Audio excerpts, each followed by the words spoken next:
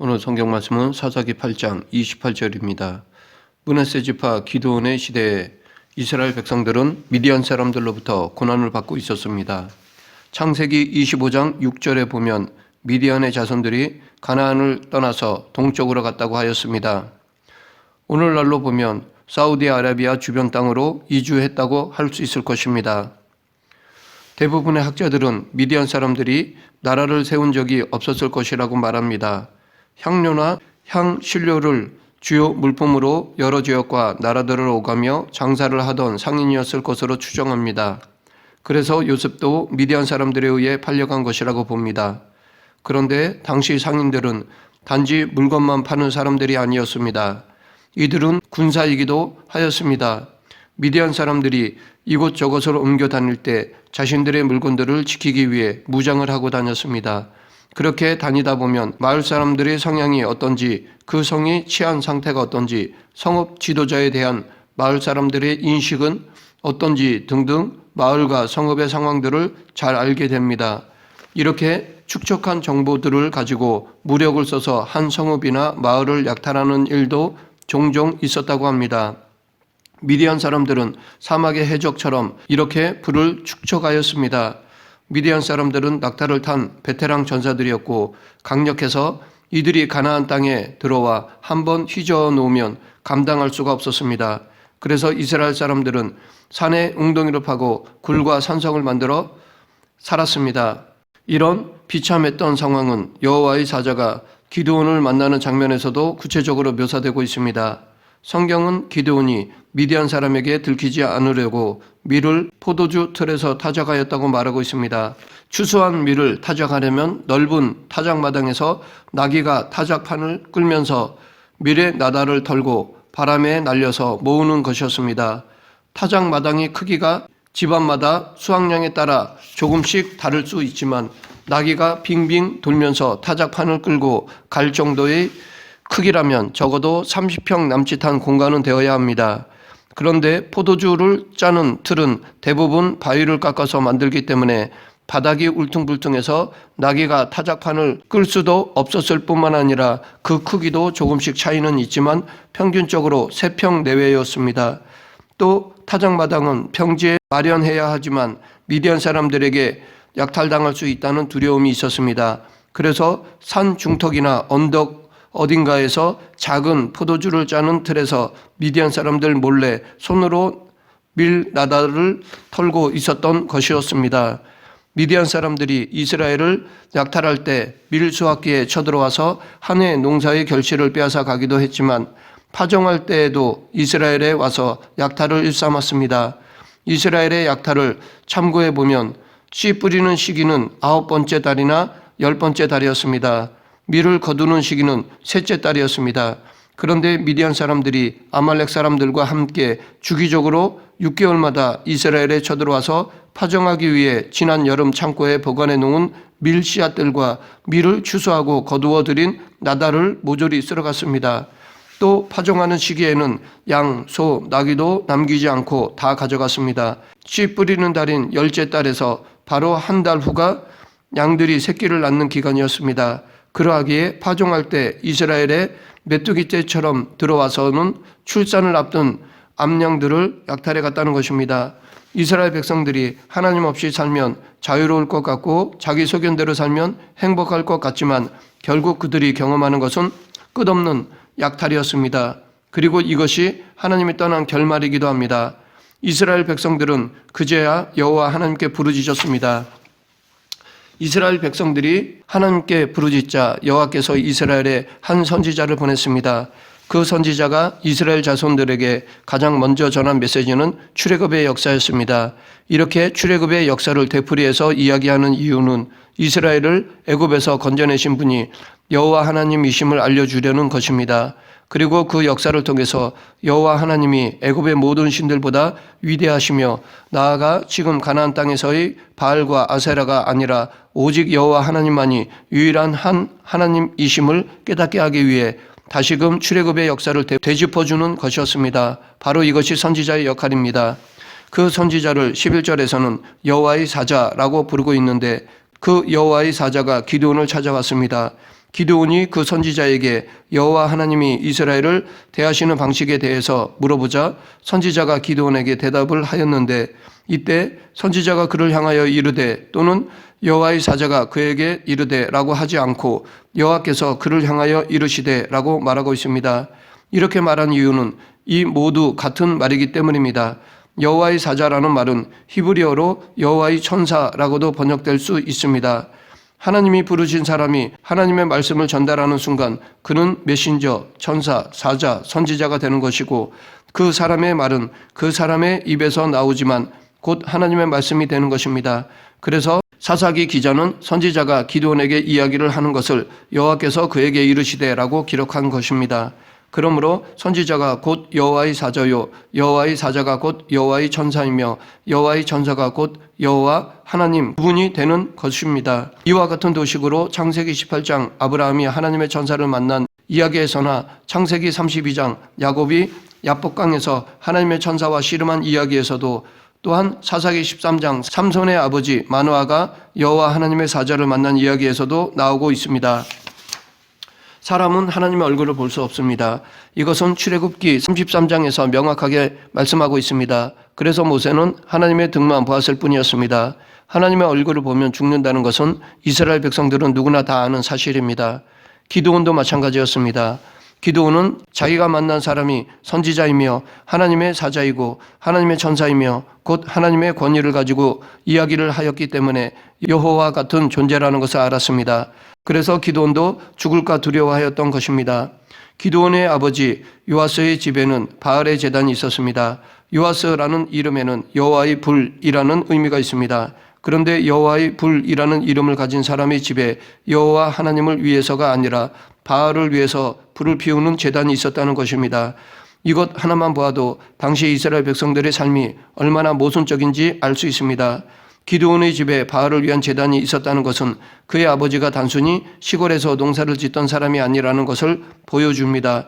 그리고 기드온 아버지의 제단은 개인용 제단이 아니라 그 성읍의 사람들 모두가 바알에게 제사를 드리기 위해 그 제단을 찾았다는 것도 알 수 있습니다. 그리고 보면 요아스는 바알의 제단으로 마을 사람들로부터 돈을 벌었던 사람은 아닌가 생각이 되기도 합니다.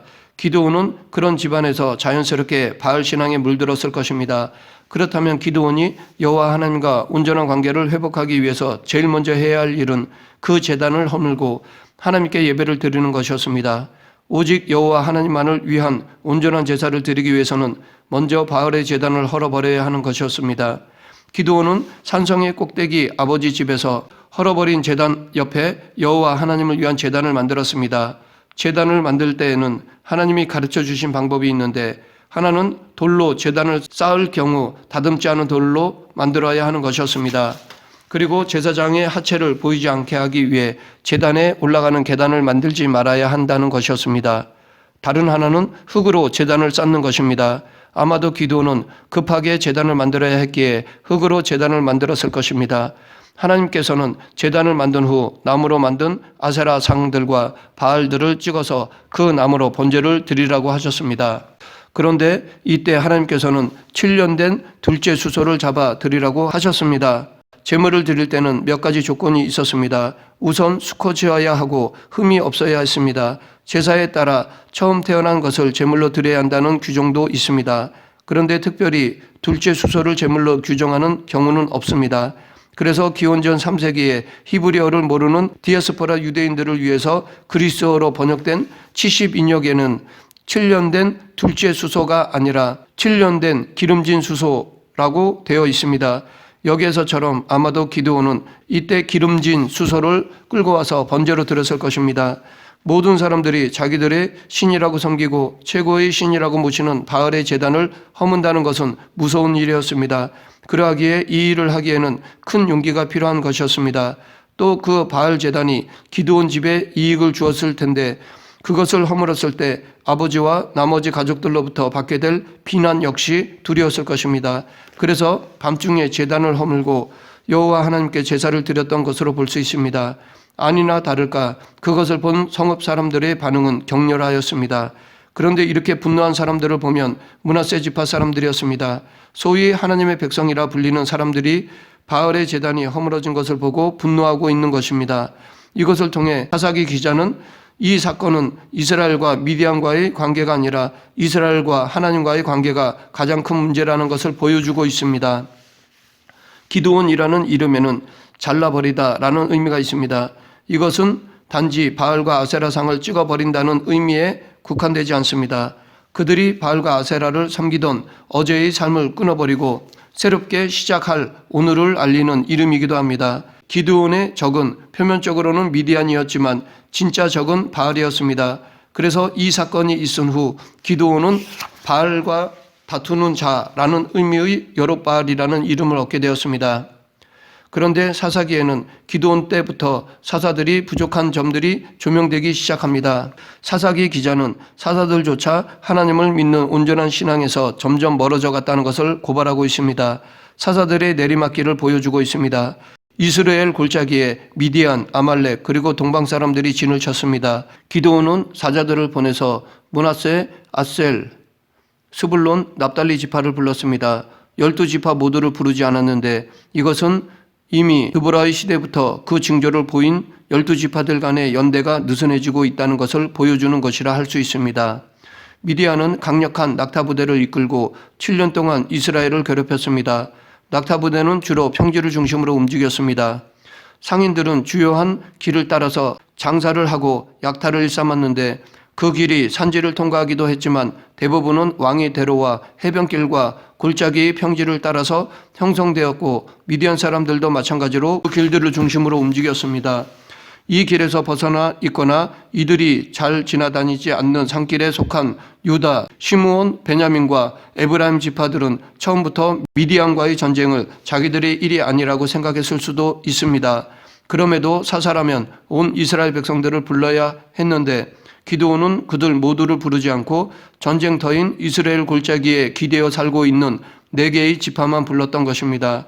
기드온은 막상 이 지파들을 불러놓고도 전쟁에서 정말 이길 수 있는지 회의적이었습니다. 그래서 하나님께 징표를 구하였습니다. 양털 한 뭉치를 타작마당에 두어 이슬이 양털에만 있고 주변에는 없게 해달라고 하였습니다. 그러자 그대로 되었습니다. 그런데 양털의 이슬은 마르기가 쉽지 않지만 땅의 이슬은 해가 뜨면 금방 마르기 때문에 이것은 하나님이 하신 일이 아니라 자연 현상이라고 생각했나 봅니다. 그래서 또다시 하나님께 징표를 구했는데 이번에는 땅은 젖고 양털만 말라있게 해달라는 것이었습니다. 그런데 이번에도 그렇게 되었습니다. 이 사건은 단지 기적의 이야기일 수도 있겠지만 이 기적은 하나님을 시험하는 것이었습니다. 하나님께서 기드온의 바람대로 응답해 주셨지만 이제 사사도 예전 같지 않다는 것을 보여줍니다. 하나님을 의심하고 온전한 믿음이 희석되었습니다. 기드온은 사람들을 모아 하롯셈 곁에 진을 쳤습니다. 미디안의 진영은 모래산 앞 골짜기에 있었습니다. 이때 전쟁을 하기 위해서 모여든 이스라엘 백성들이 32,000명이었습니다. 많이 모인 것 같지만 미디안 군사의 수가 13만 5천 명에 비하면 절대로 많은 수가 아니었습니다. 그런데도 하나님께서는 이 수가 많다고 하셨습니다. 그래서 줄이셨는데 두려운 사람들은 돌아가라는 것이었습니다. 그때 2만 2천 명이 돌아갔습니다. 그런데 하나님은 이 수도 많다고 하시며 이들 중에서 싸울 만한 사람을 택하셨는데 이번에는 물을 마시는 모습으로 나누셨습니다. 하나님께서는 손으로 움켜 입에 대고 핥는 사람만이 전쟁에 나갈 수 있다고 하셨습니다. 그런데 그렇게 마신 사람이 고작 300명이었습니다. 3만 2천 명 중에 300명이라면 그 수가 100분의 1로 줄어든 것인데 하나님께서 이렇게 줄이신 것은 이 전쟁은 당신이 하시는 것이기 때문입니다. 그리고 하나님은 기드온에게 미디안 진영을 영탐하게 하셨습니다.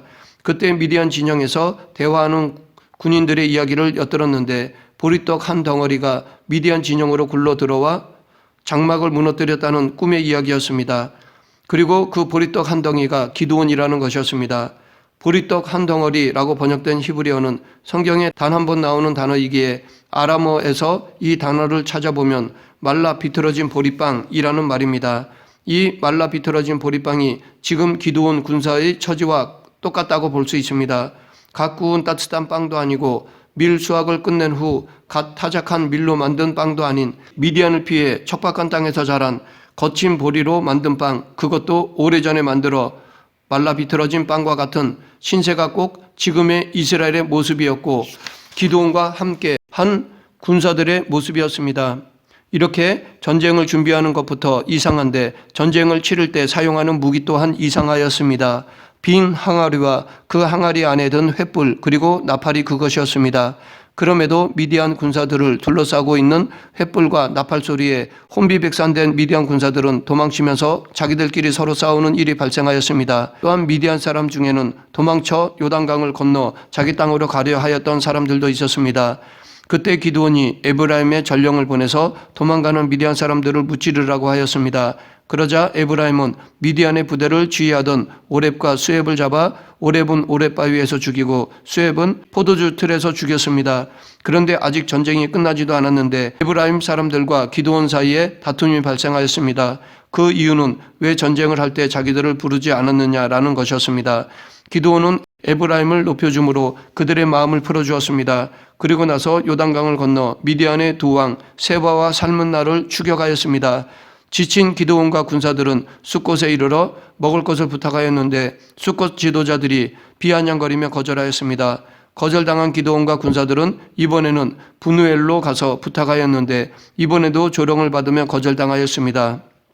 그런데 이 숫곳과 분우엘 사람들은 이스라엘 지파 중에 하나인 갓 지파에 속한 사람들이었습니다. 르우벤 자손들과 갓 자손들은 가축대가 많아서 목축할 만한 적절한 장소로 요단 동편을 선택하였습니다. 사실 요단 동편은 가나안이 아닙니다. 그러나 모세를 설득하여 그 땅에 머물게 되었습니다. 그렇지만 그 땅은 아람, 암몬, 모압과 경계를 맞대고 있는 땅이면서 왕의 대로가 있는 이방인들과 왕래가 잦았던 곳인지라 여호와 하나님의 신앙과 문화가 위협받을 여건을 두루 갖춘 곳이었습니다. 그곳에 살면서 아마도 이들은 요단강 건너편에 살고 있는 나머지 10지파들보다 그 지역을 오가며 장사하던 미디안 사람들과 더 친분을 쌓았던 모양입니다. 기드온은 승리하고 돌아오는 길에 숫곳과 분우엘 사람들에게 사로잡은 세바와 살문나를 보여주면서 그들이 떠벌린 말에 책임을 물었습니다. 망대를 허물고 그 성읍 사람들 가운데 책임져야 할 사람들을 죽였습니다. 그리고 그 자리에서 세바와 살문나도 죽였습니다. 12지파 공동체는 이렇게 조금씩 금이 가고 무너져 가고 있었습니다. 모두가 하나가 되어 하나님을 섬기는 이상적인 시대가 저물어 가고 있는 것이었습니다. 이스라엘 백성들은 기드온을 자신들을 다스리는 자로 세우려 하였습니다. 이들은 왕이라는 말만 사용하지 않았지 왕이 되어 달라고 요청한 것입니다. 하지만 기드온은 거절하였습니다. 대신 다른 것을 요구하였는데 그것은 전리품 중에서 귀고리 하나씩 달라는 것이었습니다. 그렇게 해서 받은 금 귀고리의 무게가 금 1700세겔이었습니다. 또한 초승달 모양의 장식품과 폐물들, 낙타목에 둘렀던 사슬을 달라고 하였습니다. 이렇게 기드온은 왕이 되기를 거절하였지만 엄청난 전리품을 요구하였습니다. 이런 그의 탐욕 속에서 12지파 모두 부르지 않은 이유를 어느 정도 유추해 볼 수 있습니다. 아마 에브라임 사람들이 이를 눈치채서 화낸 것은 아닌가라고 생각이 되기도 합니다. 그런데 이렇게 얻은 것으로 에봇을 만들었습니다. 이 에봇은 제사장들만 입는 옷입니다. 기드온은 므낫세 사람이었습니다. 그렇다면 그는 스스로 제사장이 되려고 한 것이라 볼 수 있습니다. 이것은 곧 당시 이방 나라를 따라가려는 것이었습니다. 당시의 왕은 제사장을 겸하였습니다. 기드온은 형식적으로는 왕이 되는 것을 거절했지만 그 마음속에는 왕이 되려는 마음과 함께 이웃 나라들처럼 제사장의 역할까지 모두 독점하고 싶었던 것이었습니다. 말씀을 맺겠습니다. 과거에 아무리 하나님께 쓰임을 받았다 하더라도 지금 내가 하나님 앞에 바로 서 있지 않으면 잘못된 것입니다. 신앙은 과거나 미래보다는 지금이 중요합니다. 우리 모두 지금 믿음을 지키며 살아가는 그리스도인이 되어야 합니다. 내가 지금 하나님 앞에 온전한 삶을 살아가고 있는지 늘 자문하며 자기 삶을 성찰하는 성도가 되길 간절히 축원합니다. 기도하겠습니다. 신실하신 하나님, 언제 어디서나 믿음을 지키는 그리스도인이 되게 하여 주시옵소서. 교만하지 않고 늘 자기 자리를 지키며 겸손한 믿음으로 살아가는 성도가 되게 하여 주시옵소서. 예수님 이름으로 기도드립니다. 아멘.